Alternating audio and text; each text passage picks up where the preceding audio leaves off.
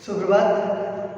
कक्षा 8 विषय हिंदी व्याकरण जो अपन पाठ पढ़ रहे थे वाक्य विचार, इसके 2 पाठ अपन आगे पढ़ चुके हैं, जिसके अंतर्गत मैंने बताया था कि अर्थ के आधार पर वाक्य के 8 भेद होते हैं। और उसके बाद अपन पढ़ रहे थे कि रचना के आधार पर, तो रचना का अर्थ होता है बनावट या निर्माण के आधार पर जो होते हैं वो 3 प्रकार के भेद होते हैं: सरल वाक्य, संयुक्त वाक्य और मिश्र वाक्य। अब संयुक्त सरल वाक्य किसे कहते हैं?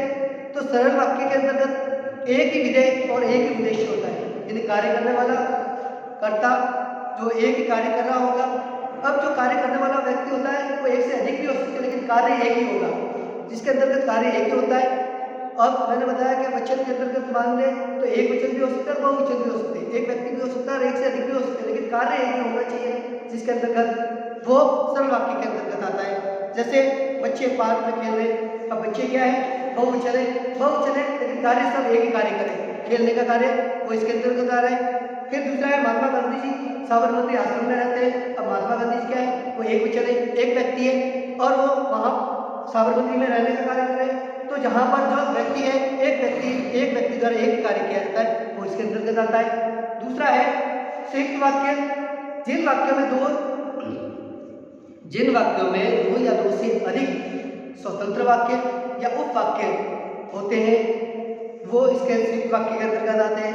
और जो है इसके अंदर योजक शब्दों से जुड़े हुए होते हैं। योजक मैंने आगे बताया था, जो समुच्चय बोधक शब्दों का जोड़ने का कार्य करते हैं, वाक्यों को जोड़ने का काम करते हैं, वो इसके अंतर्गत आते हैं। और संयुक्त वाक्य से जुड़े उपवाक्य आपस में समानाधिकरण उपवाक्य कहे जाते हैं, क्योंकि समान 2 वाक्य होते हैं, समान 2 वाक्य परस्पर जुड़ते हैं, इसलिए वो समानाधिकरण कहलाते हैं।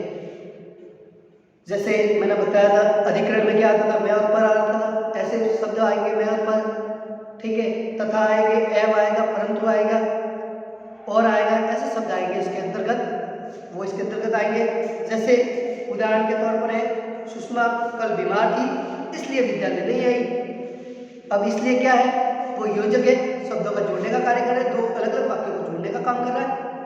और दूसरा है अध्ययन करने से ज्ञान बढ़ता है तथा बुद्धि से भी बढ़ती है। अब तथा भी क्या है? दो वाक्य हैं, 2 वाक्यों को जोड़ने का काम कर रहा है। अध्ययन करने से ज्ञान बढ़ता है।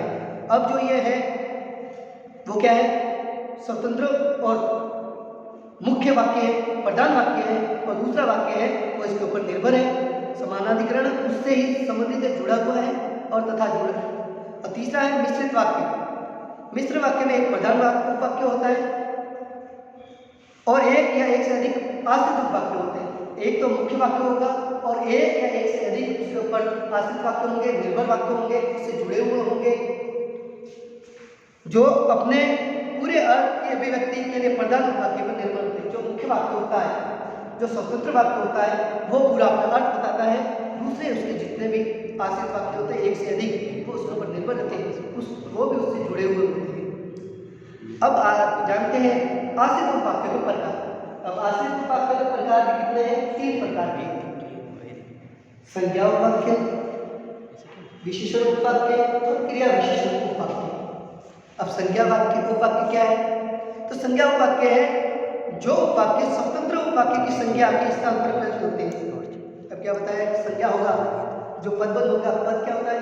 शब्द होते हैं, सब एक से अधिक शब्द जुड़े हुए होते हैं, वो पदबंध कहलाते हैं। अब वो क्या होता है? जो संज्ञा होती है, जो व्यक्ति होता है, जो कार्य करने वाला होता है, वो स्वतंत्र होता है और उसी के स्थान पर प्रयुक्त किया जाता है, यानी उसी को दर्शाया जाता है, उसी को बताया जाता है, वो इस संज्ञा उपवाक्य में आते हैं। इन उपवाक्यों से पहले की का प्रयोग किया जाता है। जो संज्ञा होगा उससे पहले की शब्द का प्रयोग किया हुआ होगा, की शब्द लिखा हुआ होगा। किंतु कुछ परिस्थितियों में की का प्रयोग नहीं होता है और कहीं कहीं क्या होता है? की का लोप भी होता है। लोप का अर्थ होता है गायब होना। मैंने आगे बताया था कि कहीं कहीं की लिखा हुआ नहीं होगा कुछ परिस्थितियों में, लेकिन वहाँ है संज्ञा उपवाक्य होता है, क्योंकि वहाँ की गायब हो जाता है, लोप होना, जिसे लोप होना कहते हैं।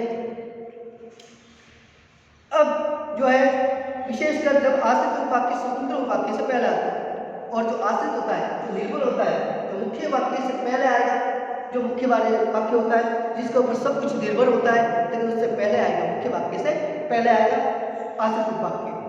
जैसे उन्होंने बताया कि वह अवश्य आएगा, मैं जानता हूँ, वह क्या है? तो आश्रित उपवाक्य संज्ञा के लिए है लेकिन किससे पहला है? स्वतंत्र वाक्य से पहला है। उसको जोड़ने का, उसको बताने का कार्य कर रहा है। फिर दूसरा है, आकाश ने मुझे बताया कि वह आज गुरुद्वारे जा रहा है।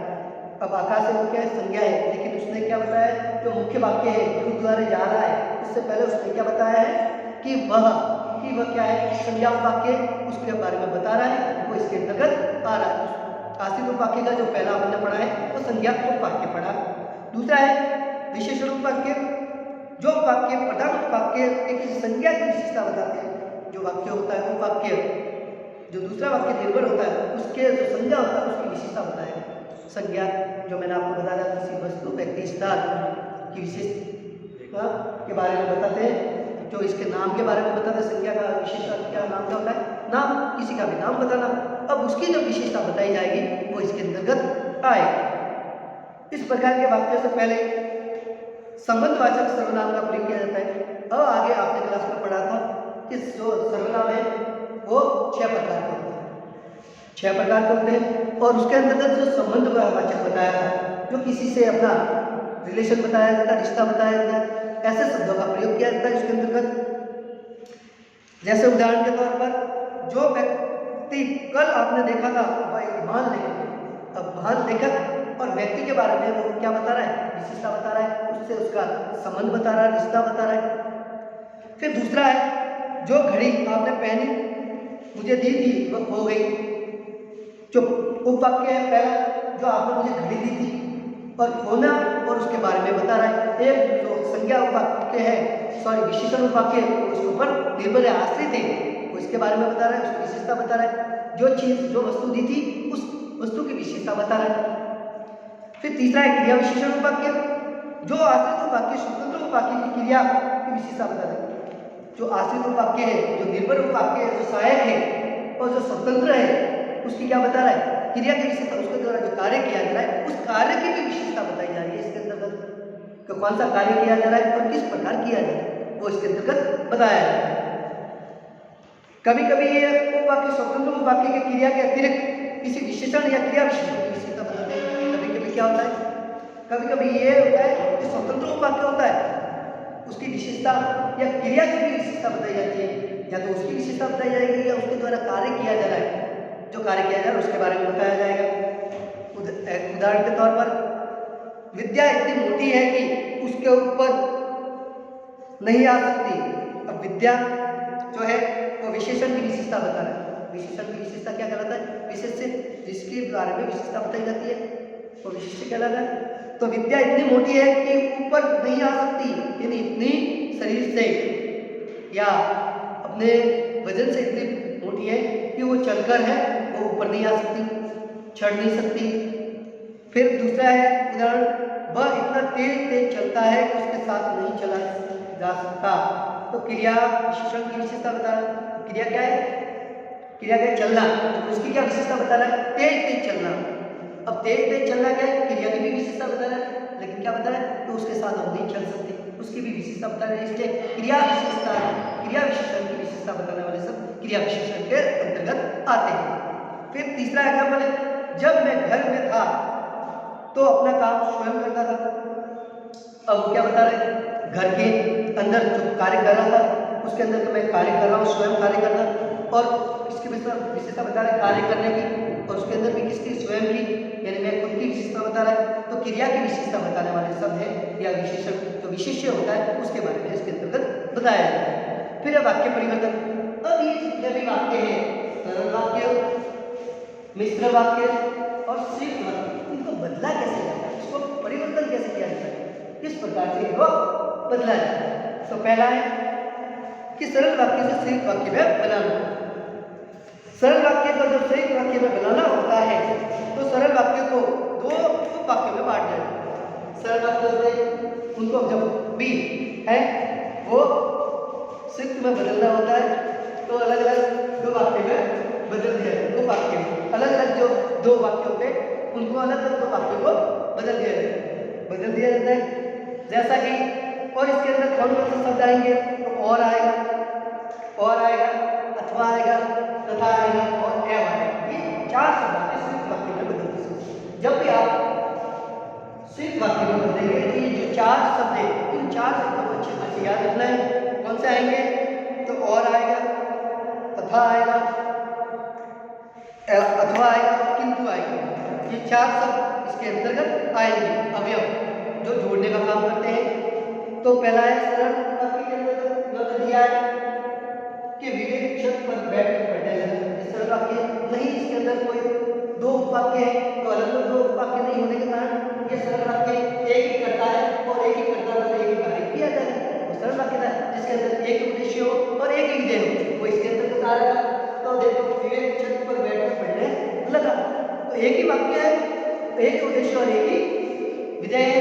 फिर दूसरा है इसको सही वाक्य बोला, विवेक छत पर गया और पढ़ने लगा। और देखो क्या है कि विवेक छत पर गया, एक वाक्य, दूसरा है पढ़ने लगा। इन दोनों को योजक, इन दोनों को जोड़ने का जो काम कर रहा है, इन दोनों के अंदर जोड़ने का जो काम कर रहा है कौन सा है? और तो और क्या बताया था? और, तथा, अथवा और किंतु, ये चार शब्द आते हैं। ये चार शब्द जोड़ने का काम करेंगे, तो जोड़ने का काम करेंगे वो इसके अंदर आएगा संयुक्त वाक्य के अंदर।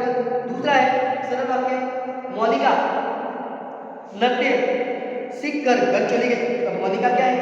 करता है, कार्य करने वाली है, उसके द्वारा कार्य किया जा रहा है, नृत्य सीखना। अब वो सीख कर क्या करेंगे? घर चली गई। अब संयुक्त वाक्य में इसके अंदर बदलेंगे तो क्या है? मौलिका ने नृत्य सीखा और घर चली गई। मौलिका ने नृत्य सीखा, ये एक वाक्य हो गया।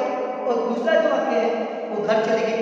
इसके अंदर जो जोड़ने का योजक शब्द है, समुच्चय बोधक जो शब्द है, अवयव शब्द जिसको कह सकते हैं, वो और जो है शब्दों को जोड़ने का काम करें, तो अलग अलग वाक्य को जोड़ने का काम करें, वो इसके अंतर्गत आते हैं। फिर दूसरा है सरल वाक्य से मिश्रित वाक्य बनाना। अब सरल वाक्य से मिश्रित वाक्य कैसे बनाएंगे? तो सरल वाक्यों को पहले दो वाक्यों में बांटा जाता है। जो सरल वाक्य होते हैं उनको दो अलग अलग वाक्यों में बांटा जाता है, दो भागों में बांटा जाता है, दो वाक्यों में बांटा जाता है।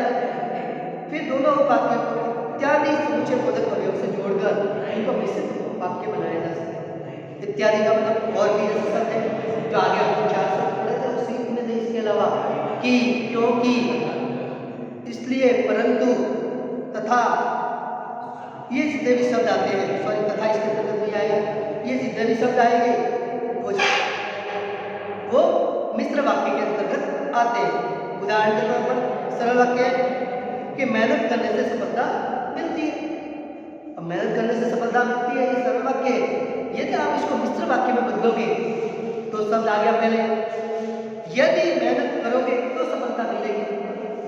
अब मिश्र में बदलने के लिए मैंने क्या बताया? अभी बताया कि तो एक सरल वाक्य होता है, उसको दो भागों में बांट दिया जाता है, दो वाक्य में बांट दिया जाता है, और इसके अंदर जो अवयव होते हैं, ऐसे जो शब्द होते हैं वो जोड़ दिए जाते हैं। यदि आप मेहनत करोगे, उन्होंने बताया कि आप अगर मेहनत करोगे तो ही आपको सफलता मिलेगी, आपको उन्नति मिलेगी, आप उन्नति की ओर अग्रसर हो सकते हैं। फिर दूसरा है सरल वाक्य, तेहान पापा को देखते ही भाग गया। तेहान है तो पापा को देखते ही भाग गया। ये सरल वाक्य इसको दो भागों में बांट दिया गया, उन वाक्यों में अलग अलग भागों में। अब मिश्र में करोगे जब भी तो क्या करोगे? जब तेहान ने पापा को देखा तो वो भाग गया। तो क्या करना है? तो जो है तो वो भी क्या करना है?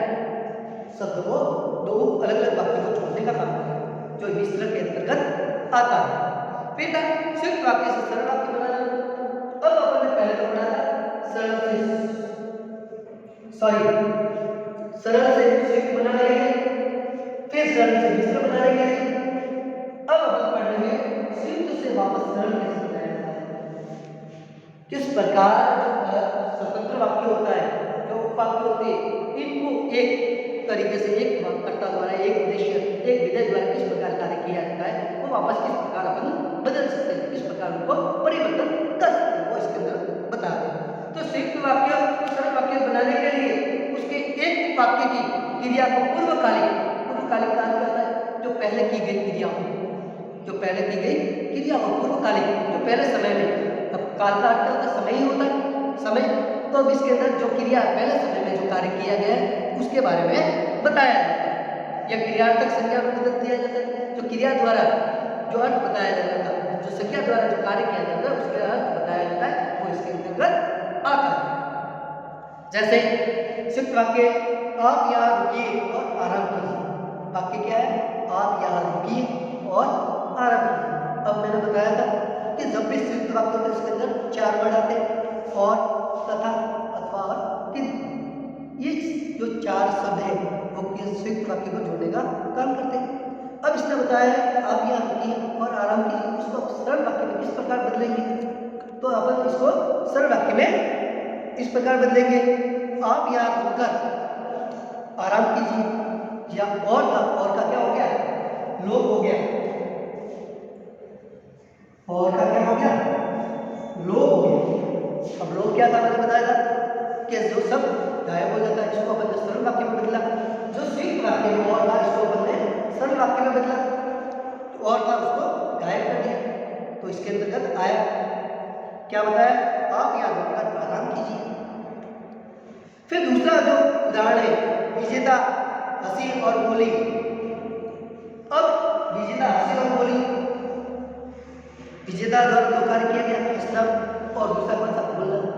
अब इसको अपन सरल वाक्य में कैसे बदल रहे, तो विजेता हंसकर बोली, विजेता है वो हंसकर बोली, वो इसके अंतर्गत आ रहा है। फिर मिश्र वाक्य से सरल वाक्य में बदलना, तो वापस वही है, मिश्र वाक्य को सरल वाक्य में रूपांतरण का मतलब बदलना है, परिवर्तन करना होता है। जब भी अपन बदलते हैं या परिवर्तन करते हैं, कहते हैं मिश्रित वाक्य आश्रित वाक्यों का विशेषण होता है। जो मिश्रित वाक्य होता है वो आश्रित वाक्य, जो निर्भर वाक्य होते हैं उनके विशेषता बताई जाती है, वो इसके अंतर्गत आते हैं। कर्म, क्रिया विशेषण, कर्म या क्रिया विशेषण। कर्म क्या होता है, जिसके द्वारा साधन व्यवहार किसी के माध्यम के द्वारा अपन इसको बदल सकते हैं, वो इसके अंतर्गत आता है। जैसे उदाहरण के तौर पर मिश्र वाक्य, पिताजी ने कहा था कि कल मुझे एक नई पुस्तक मिलेगी। क्या कहा था, एक पिताजी ने कहा था कि कल मुझे एक नई पुस्तक मिलेगी। अब जब भी मैंने बताया था कि जो मिश्र वाक्य में आता है, इसके अंदर 10 से 12 शब्द इसके अंतर्गत आते हैं, जो मैंने आगे की कक्षा में आपको बता चुका हूँ। ठीक है, तो वो जो है, अब इसको अपन सरल वाक्य में किस प्रकार बदलेंगे, तो सरल वाक्य में किस प्रकार बदलेंगे, पिताजी के कहने के अनुसार कल मुझे एक नई पुस्तक मिलेगी। पिताजी के कहने के अनुसार है, वो की जो शब्द का मिश्र वाक्य, जो योजक शब्द, जो शब्दों को जोड़ने का काम करेगा, वो यहाँ से हटा दिया गया, उसको सरल वाक्य में बदल दिया गया कि पिताजी के कहने के अनुसार कल मुझे एक नई पुस्तक मिलेगी। फिर दूसरा एग्जाम्पल है मिश्र, जो व्यक्ति सच बोलते हैं सब उनका आदर करते हैं, तो सब उनका आदर करते हैं।